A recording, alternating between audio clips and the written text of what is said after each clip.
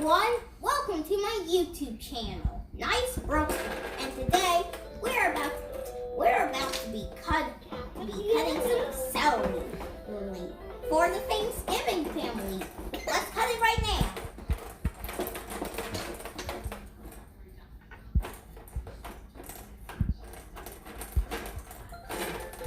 So why are you using a plastic knife?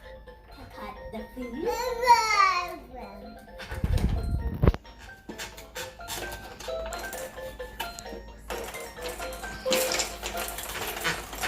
Because using a plastic knife as a child, does that mean that it's safer?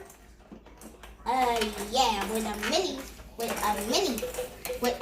knife. So be quiet and don't talk in my video. Sorry.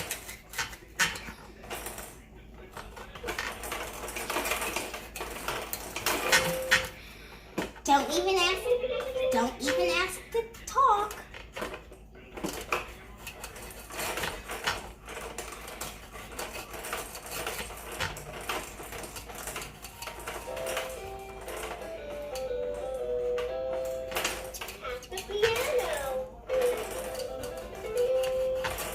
What can I say? You're doing a great job. Not yet.